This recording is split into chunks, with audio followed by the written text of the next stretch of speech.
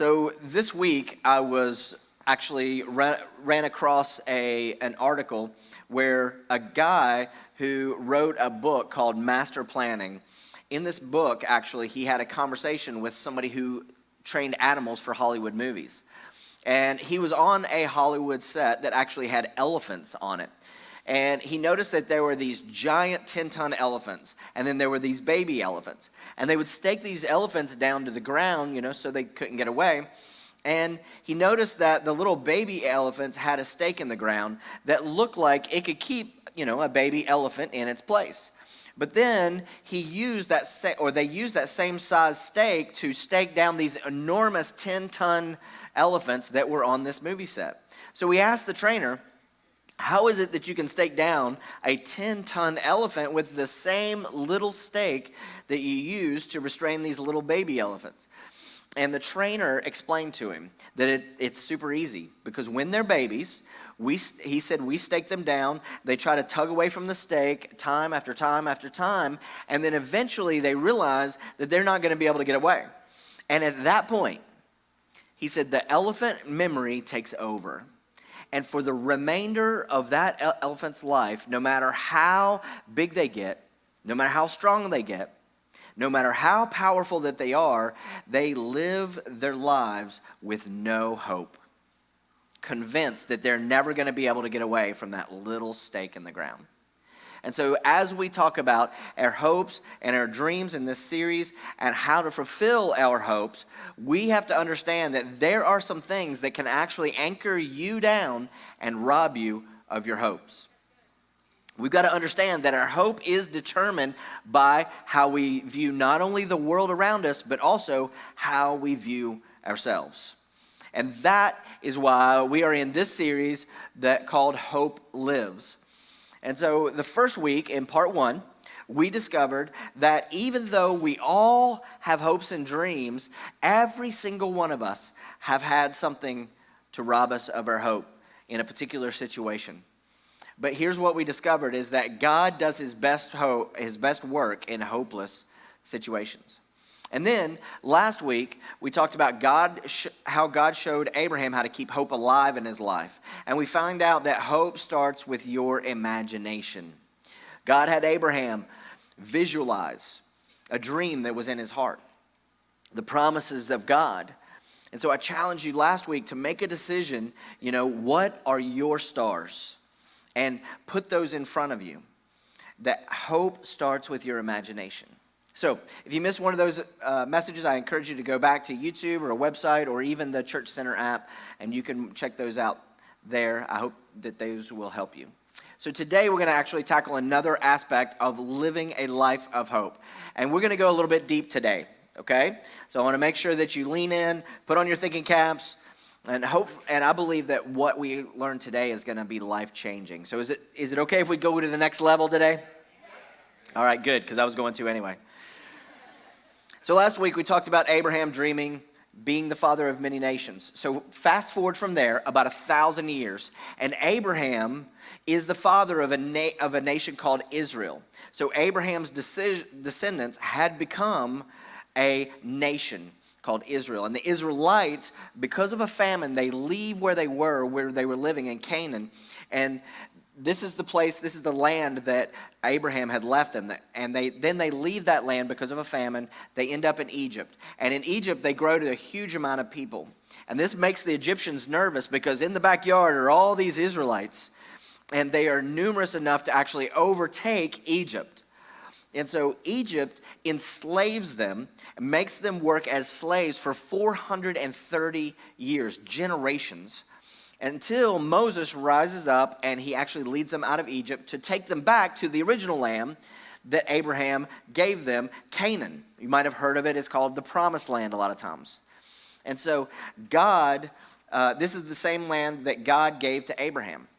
And it was the inheritance of all of these Israelites. Well, the problem was that by the time they got out of slavery and they actually got to Canaan, other people were squatting on their land. They were inhabiting this land that their forefather Abraham had actually left to them. So when they arrive at the border, they are 2.5 million strong. with an army of 600,000 troops. And so Moses sends 12 spies into this land, Canaan, to check it out. And after 40 days, these spies, they return. And it was everything that the stories that were passed down from generation to generation would have said it was. And this is where we pick up the story in Numbers chapter 13. It says that those spies, they come back to Moses with this account. And they said, we went into the land to which you sent us, and it does. It flows with milk and honey, and here is its fruit. And so the stories that had been told for generations was that this was a land that was prosperous. It flowed with milk, so there were tons of livestock. It was a beautiful land, and the honey. And earlier in Numbers, it says when they went, they found clumps of grapes that were so big, it took 2 grown men with a pole to actually carry this clump of grapes. Canaan would have been everything that they could have ever imagined and more. But they said the people who live there are powerful, and the cities are fortified and very large. So they said, it's everything that we imagine it to be. However, there are people there, and there are tons of people there. And so this would have caused a murmur throughout the crowd. There's people on their land, and lots of them. And so then Caleb, one of the 12 spies, he silenced the people before Moses, and he said, we should go up and still take possession of it. We can certainly do it. We are 2.5 million strong, 600,000 troops. God's with us, and it's our land. But the men who had gone up with him, the other spies, they said, look, we cannot attack those people. They're stronger than we are. And they spread among the Israelites a bad report about the land that they had explored. And fear begins to grow in the camp. And then they begin to embellish on how bad it is. They said, the land we explored, the land actually devours people. It's like, really? It was fear-mongering. But they said, all the people that are there are of great size. And then they make a statement that I really want to zone in on today. I want to focus in on. Because this statement that the spies make next is something that so many of us struggle with today. And when you're struggling with hope, we tend to think of ourselves like this next verse. Watch this. They said, we seemed like grasshoppers in our own eyes. And we look the same to them as well. And this is the problem that so many of us have today. And that is a grasshopper mentality, where we see ourselves as small. You see, the grasshopper mentality, it always begins with this low estimate of ourselves, right? The grasshopper mentality, it is a self-concept. And sometimes we, just like the spies, motivated by fear, we see ourselves as little. And therefore, we think other people see us that way as well. Now, this obviously is not where any of us want to be. And for some of us, this is our entire life. This is how we see ourselves. But for some of you, it's not your entire life, but there is an area in your life where you feel insignificant, small, like a grasshopper. It could be in one of your relationships. It could be at work, in meetings, just feeling small in the room. Or it could be at school, where everybody else is smarter or everybody else is more popular. Or maybe it's when you step on that field and you feel small compared to everybody else in your abilities. It could be in your family where you feel like you're the black sheep, the runt of the family. Regardless, there is a place in our lives where maybe we see ourselves not as God sees us, but as grasshoppers. And therefore, we think everybody else sees us that way as well. So how do you know if you have a grasshopper mentality? Well, let's talk about it. First of all, is you have a small view of yourself. You think of yourself as small and insignificant, unimportant. You don't like who you see in the mirror. You kind of size things up in your life, and you just kind of determine that you're never going to get beyond where you are right now. And one of the reasons why we get into this grasshopper mentality is because most people define themselves by their problems or their possibilities. And look, when you begin to define yourself by your problems, you are going to have a skewed view of yourself. Or if you even start defining yourself by your possibilities or your opportunities, you're also going to have a skewed view of yourself, and you're going to end up being fearful and small. And look, this is a lot of times how we end up with this grasshopper mentality, this inferiority in how we see ourselves. And this is super important in how you speak to your children. Okay, parents, tell you a secret. When you speak to your children, you're trying to motivate them, right? And a lot of times you'll say, hey, listen, if you don't study, if you don't bring your grades up, you're not going to amount to anything. You're going to end up a bum. If you still keep hanging out with those people, you're going to end up a bum, not amounting to anything. And let me tell you something. You're trying to help them, but let me tell you, all they hear is you're never going to amount to anything. You're going to be a bum. Well, but Micah, I gave him a qualifier, okay? I said, if you don't do this, all right? But I'm telling you, all they hear when you say that is you will not amount to anything. You're going to be a bum. We think it's motivating, right? But it's not. And now you can give them specifics. If you don't give your grades up, you're not going to get into that school that you wanted to get into. Or if you keep hanging out with those people, we're going to end up in trouble like Johnny. But you got to be really careful and selective about how you speak to your children, because you want to build a strong self-image. And for a lot of us, we started out life with confidence. We didn't see ourselves as grasshoppers as young people, but then the storms of life begin to beat us down. We allow failures to really paint the picture of ourselves as grasshoppers, small, insignificant.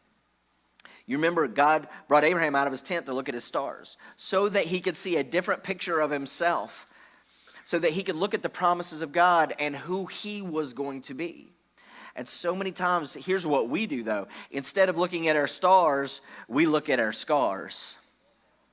We look back at all the negative things that have happened to us, all the negative things that have been said over us, all the failures that we've had, and we develop a grasshopper mentality. And look, it may be your whole life you see yourself as a grasshopper, or once again, it may be in just an area of your life that you struggle to see yourself as the person that God made you to be, and instead you see yourself as that grasshopper. But look, we cannot stay there. Look, none of us want to see ourselves that way. None of us want to be there. And so the question becomes, how do we shed the grasshopper mentality?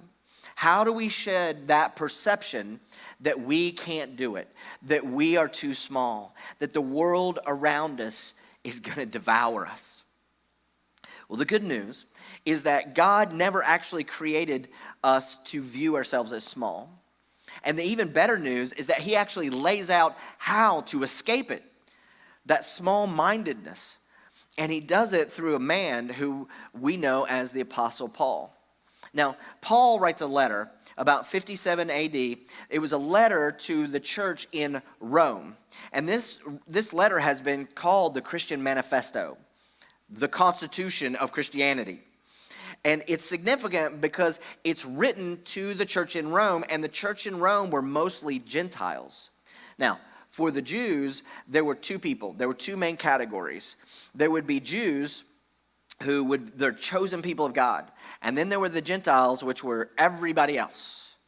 And for many, many Jews, they would spiritually look down on anybody that wasn't their race. And so Paul spends the first couple chapters of the letter targeting these Jewish people that portrayed themselves as these spiritual giants over these little pathetic Gentiles. They felt like they were morally superior to these immoral pagan Gentiles living in the world. And so these Christian Gentiles are beginning to see themselves as inferior because of this. They're beginning to see themselves as less than, as small in their own minds and to themselves. It was the grasshopper mentality all over again. And their hope were slowly slipping away. And then even worse, they began wondering, does God actually see me this way? Does God see me this way as well? And so in one of the greatest paragraphs in a book that is arguably the most complete explanation of the Christian faith, Paul explains extremely clearly what causes this small mentality that robs us of our hope, as well as how to overcome it. So, in Romans 3, verse 20, he starts out by saying, therefore, which means that this is associated to the first part of the letter we talked about, where he's targeting all these Jewish people that are trying to make Gentiles feel small.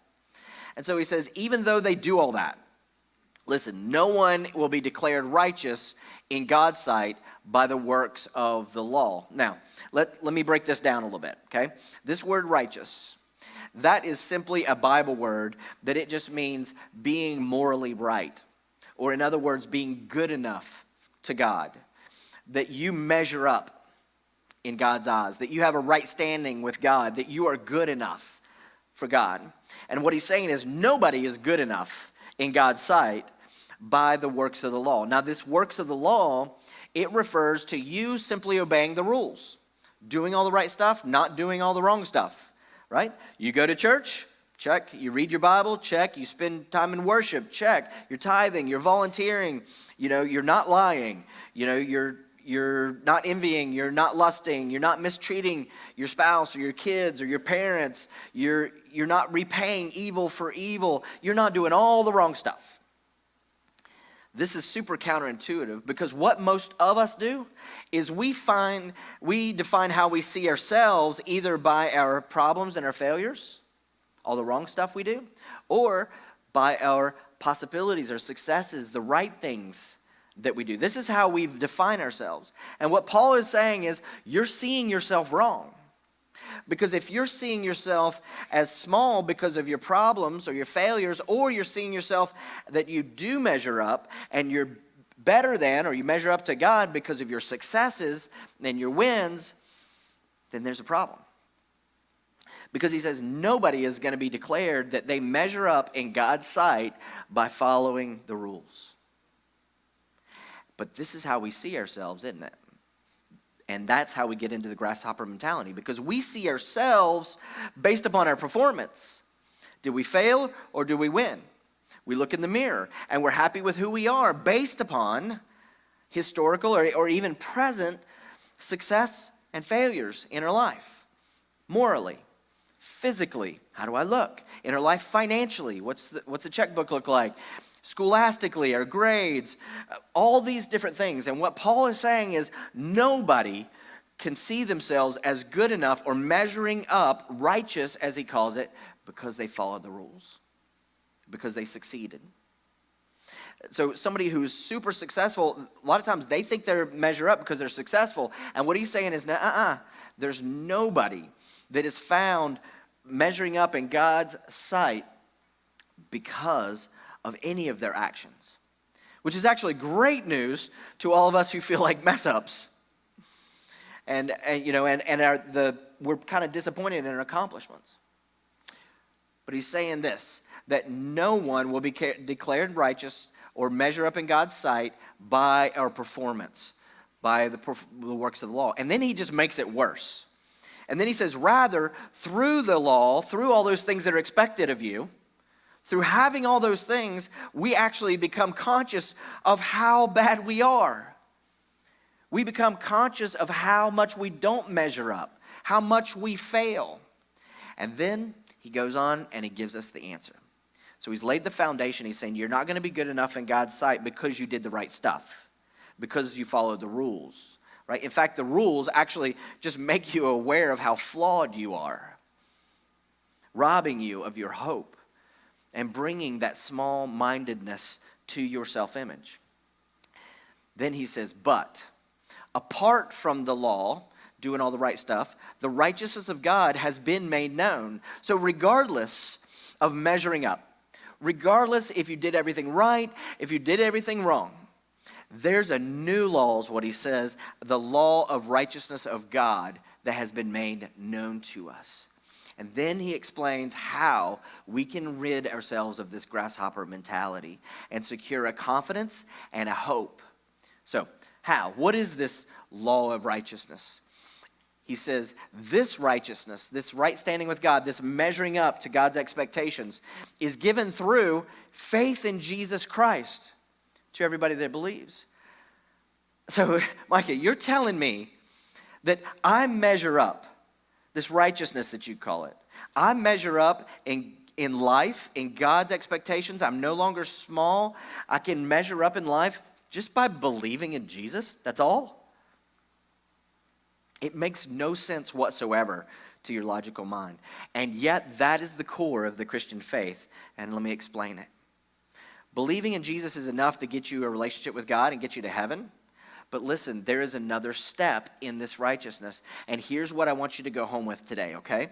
And that's this, that you've got to change what you believe about yourself to what God believes about you. Okay? Let me say it again. You've got to change what you believe, how you see yourself. You've got to change what you believe about yourself when you look in the mirror, when you do the right thing, when you do the wrong thing. You've got to change what you believe about yourself to the very things that God believes about you and how God sees you, to what God says about you in His Word. And this is actually part of the vision here at Living Word. We boiled our vision down to 3 different words. Belong, because we want everybody to belong. We want everybody to know that this is a place that they belong. The last part of our vision is to become, because what we want to do is give people the tools to help them become everything that God intended for them to be. But if you're missing that middle thing, which is believe, you're going to struggle. You're going to struggle with hope. See, you've got to believe about yourself what God believes about you. See, this is why we gather on a regular basis. This is why you're here this morning. This is why we go to meetups. This is why we do the 1-year Bible. And we don't do all those things so that you can check it off and measure up in God's sight. Those works, quote unquote, are not so that you can be righteous. All of that is simply that we give you the tools to change how you see yourself, what you believe about yourself, to what God believes about you, and how God sees you. You see, what you can see, you can be. And you've got to see yourself as how God sees you. Because whatever you see in your mind, your life is going to go in that direction. And your strongest thought will actually lead and guide your life. And if you see yourself wrong, then it is going to get you off course and you're going to lose hope. You're going to end up with this grasshopper mentality. Man, this is so important, how you see yourself. In fact, I like to look at how He sees you. Look at this, Romans 8:37. He says, in all these things, we are more than conquerors. And once again, not because of any of your actions or what you've done. You're not allowed to view yourself through your own actions anymore, but you are more than a conqueror through Him. Why? Because He loved you. He paid for your actions on a cross. In other words, God sees you as more than conquerors. John 16 says, yes, in this world you're going to have trouble. You're going to make all kinds of mistakes. People are going to make mistakes that affect you. You're going to have trouble. But take heart. Why? Because I, Jesus, have overcome the world. This is John writing about what Jesus said. And then later, John wrote another letter or another book, and he says this, for everyone born of God overcomes the world. This is what God thinks about you. This should give you hope that God sees you as not only a conqueror, but as an overcomer. Stuff's going to come against you, but He sees you as somebody who through Him can overcome any of that. Not because of who you are in and of yourself, but because who you are, because you are His child, and He has placed this inside of you. The question is, do you see yourself that way? Do we believe about ourselves what God believes about us? Look at Matthew 19. Jesus in this, right before this, Jesus just got through saying, hey, if anybody's rich, it's going to be hard for them to get into heaven. And it was like, what? But here's the thing, is what Jesus knew is that when you're successful in any area, physically, financially, relationally, when you're a success more than anybody else that's around you, what we tend to do is think that that is what makes us good enough. That's our self-view, and that's a slippery view or a slippery slope, and that's what Jesus is talking about. He's saying, look, when you're successful, it's difficult to hang on to the idea that that success does not determine your value. It does not determine what you believe about yourself. And look, don't get me wrong, we want to be proud of our accomplishments, and you should be proud of your accomplishments, but you should never base your value and how you see yourself based upon your accomplishments. If you do, it might seem like a good thing at the time, but the moment that your accomplishments don't measure up to what you or the people around you think that they should, guess what?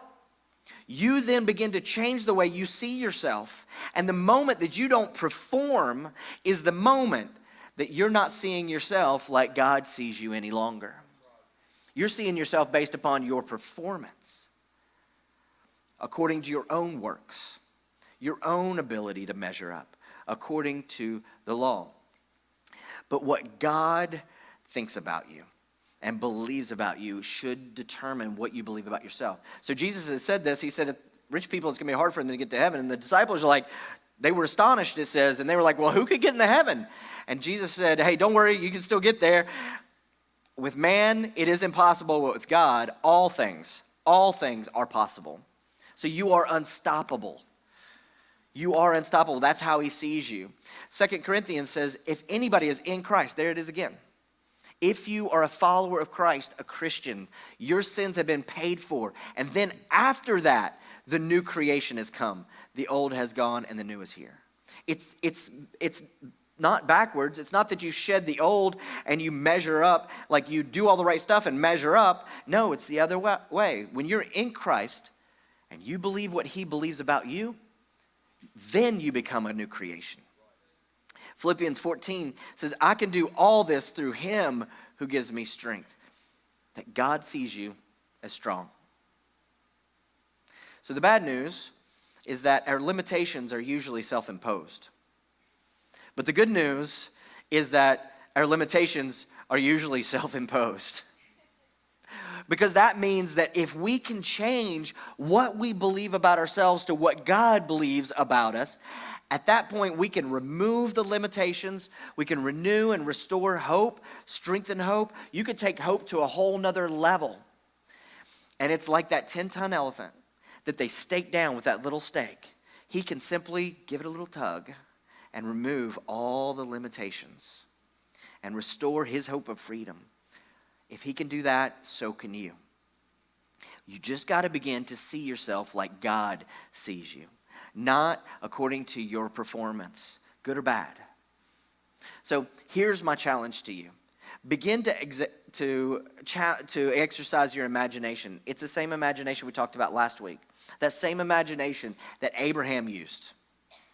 And my challenge is for you to use your imagination this week to see yourself how God made you to be, how God actually sees you, and believe about yourself what God says he believes about you in his word. Imagine yourself that you are a new creation, a conqueror, an overcomer, unstoppable, strong. And here's the even better news, is that when you begin to see yourself differently, you begin to behave differently. Your actions will change based upon how you see yourself. You see, it's from the inside out. And when you begin to focus on how you see yourself, your behavior will change. So what would it be like if you see yourself as the father you should be, you could be, the husband you could be, you should be? What if you saw yourself as the mother and the wife that you should be and you could be? You see yourself as the success at work, at school. You see yourself as healed from emotional trauma. You see yourself as healed from that addiction. You see yourself as healed of that diagnosis.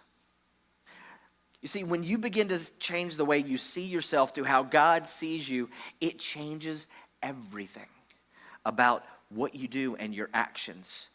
It's from the inside out. It changes how you treat yourself. It changes how you treat others. All those things that were spoken over you as a child or in your past is that little stick in the ground. It has no power. Even your own self-imposed failures of your past, no power. But the moment that you realize that you can pull that stake out of the ground, that you can shed your grasshopper mentality, and you can believe about you what God believes about you and knows about you, and you can see yourself as God sees you, it's a game changer. And look, if we as individuals can see ourselves like God sees us, it actually gives us the freedom to reach out into a hurting and dying world and be others-centered, because we're no longer insecure. We're no longer so self-consumed.